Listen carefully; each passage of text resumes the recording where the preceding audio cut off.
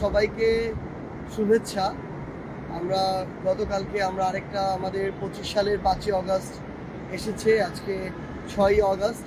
আমরা এনসিপি আমাদের পক্ষ থেকে পুরো বাংলাদেশের মানুষের সামনে আমাদের 24 দফার একটা ইশতেহার দিয়েছি। এই 24 দফার ইশতেহারে 21 নম্বর যে দফা, সেখানে ছিল যে জলবায়ু সহনশীলতা এবং নদী ও সমুদ্র রক্ষা। বাংলাদেশের আমাদের যে সমুদ্র সীমা, এই সমুদ্র সীমা কিন্তু এখন আমাদের যে ল্যান্ডের যে সীমা এর কাছাকাছি প্রায় সমপরিমাণ। তো আমাদের একটা বিশাল অপার সম্ভাবনার জায়গা হচ্ছে আমাদের এই সমুদ্র।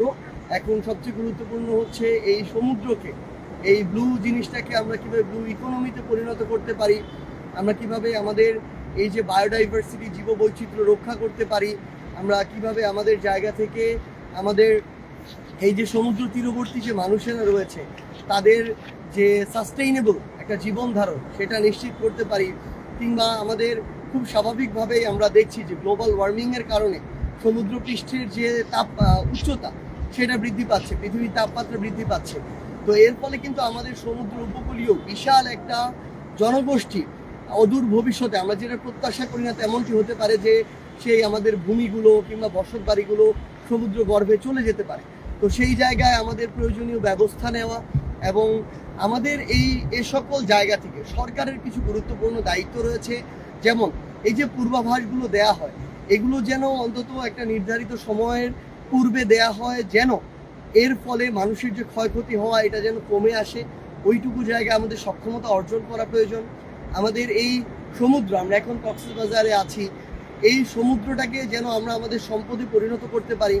সর্বোচ্চ ধরনের খনিজ সম্পদ থেকে শুরু করে এগুলো যেন আরোহণ করতে পারি এবং এই আহরণটা যেন খুব স্বাভাবিকভাবে সাস্টেইনেবল ওয়েতে হয়, এগুলো আমাদের নিশ্চিত করা প্রয়োজন। এবং আমাদের দিন শেষে যদি আমরা আমাদের নদীকে রক্ষা করতে পারি, সমুদ্রকে রক্ষা করতে পারি, আমরা মাছে ভাতে বাঙালি বলতাম নিজেদেরকে, সেই আমাদের মৎস্য সম্পদের যে বিশাল এক আধার সেটা কিন্তু আমাদের নদী এবং সমুদ্র, এবং আমাদের যোগান আসে এখান থেকে। তো আলটিমেটলি আমাদের সব কিছু জীবন ধারণ, চলাচল, বসত বাড়ি, খাওয়া দাওয়া, লাইফস্টাইল আমাদের নদী এবং সমুদ্রের সাথে জড়িত। আমাদের এই জন্য আমরা মনে করি যে আমাদের এই টেকসই নদী এবং সমুদ্র আমাদের দরকার। এবং দিন শেষে আমাদের এই যে জলবায়ু, আজকে আমরা দেখতেছি যে কক্সবাজারে যেখানে সেখানে কয়েকটা ইট পাথর বালি এনে বিভিন্ন বিল্ডিং তুলে ফেলা হচ্ছে, কোনো ব্যবস্থাপনা নাই। যেখানে সেখানে মানুষ জমি দখল করছে, যেখানে সেখানে সরকারিভাবে সরকারের বিভিন্ন লোককে টাকা দিয়ে অবৈধভাবে লিজ নিচ্ছে। আমরা দেখছি যে সমুদ্র সৈকতের পারে এখানে প্রাচীর দেয়া হচ্ছে, আমরা জানি না এগুলো কোন গবেষণার ফলাফল আসলে। তো এই যে অব্যবস্থাপনা, আসলে এই অব্যবস্থাপনা থেকে আমাদের অন্তত যেগুলো পর্যটন কেন্দ্র আছে, আমাদের প্রাকৃতিক যেই নৈসর্গগুলো আছে বাংলাদেশের গুরুত্বপূর্ণ, সেগুলোকে আসলে রক্ষা করা প্রয়োজন। দিন শেষে এই পরিবেশটা যদি না থাকে তাহলে গ্লোবালি আমাদের জলবায়ু দিন দিন নষ্টের দিকে যাবে। তো সামগ্রিকভাবে আমরা আমাদের পক্ষ থেকে, এনসিপির পক্ষ থেকে একজন সাধারণ মানুষ হিসেবে বলবো, আমরা যেন আমাদের পরিবেশ এবং জলবায়ু নিয়ে সচেতন হয়ে উঠি। আমরা যেন আমাদের যে নদীগুলো রয়েছে, আমাদের সমুদ্র রয়েছে, এগুলোকে যেন রক্ষায় আমরা কাজ করি এবং আমাদের দ্বারা, আমাদের কোনো পদক্ষেপের কারণে এগুলোর জন্য ক্ষতি না হয়, সেই বিষয়ে যেন আমরা আমাদের ব্যক্তিগত জায়গা থেকে, প্রাতিষ্ঠানিক জায়গা থেকে আমাদের কার্যক্রমগুলো পরিচালনা করি। এবং দিন শেষে এই ইশতেহারকে সামনে রেখে এনসিপি তাদের সর্বোচ্চটুকু দিয়ে কাজ করে যাবে। ইনশাল্লাহ আমরা একসাথে আমাদের এই যে কাঙ্ক্ষিত বাংলাদেশ, যেই বাংলাদেশে আমরা সুন্দর করে আমাদের পরবর্তী প্রজন্ম সহ পরবর্তী প্রজন্মকে সামনে রেখে বেঁচে থাকতে চাই, সেই বাংলাদেশ আমরা গড়ব যেখানে গ্লোবাল ওয়ার্মিংয়ের যে একটা প্রভাব, এই প্রভাব তুলনামূলক কম থাকবে।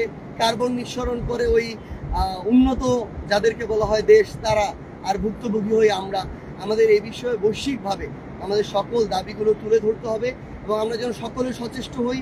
আমরা যত্রতত্র প্লাস্টিক ব্যবহার এটা যেন বর্জন করি আমাদের জায়গা থেকে। এবং আরেকটি গুরুত্বপূর্ণ কাজ হচ্ছে এই যে অব্যবস্থাপনা, জমি দখল, মানে সমুদ্র পারে কে কতটা জমি দখল করে কি ধরনের রিসোর্ট তৈরি করবে, কি করবে, কে হোটেল দিবে, এগুলোর প্রতিযোগিতা চলতে থাকে।